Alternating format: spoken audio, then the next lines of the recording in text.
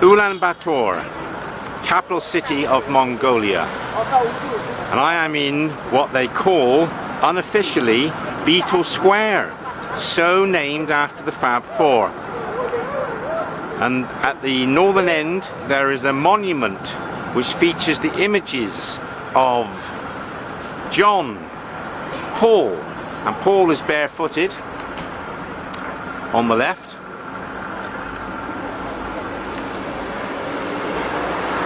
You've got John, Paul, George and Ringo. The sculpture recalls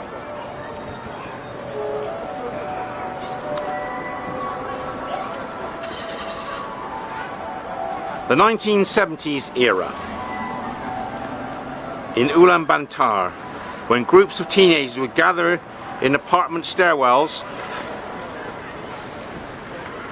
and sing Beatles songs which they learned from contraband records smuggled in from Eastern Europe. And this is a popular meeting place where locals relax. And in August 2017, locals hit the streets in protest against plans to bulldoze the square for commercial development. However, regardless how it plays out, this Beatles statue is expected to remain. So in the communist era, there was a ban against rock and roll and pop music, but the government in the end couldn't suppress the mood of the young people. And I've said to people before, it's the youngsters that set the scene. And the young people revered the Beatles in Mongolia, so the Beatles were internationally known.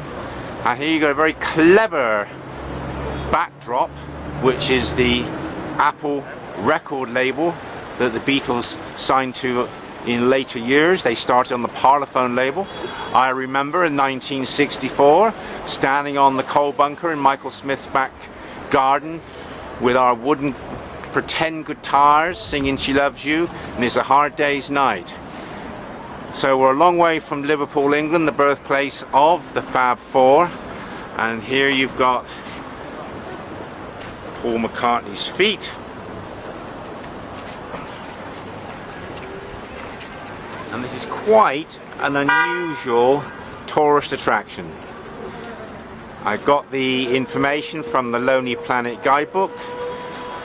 I'm walking around Ulaanbaatar, which is the only city in the country, and the rest of the country is totally rural and fairly empty.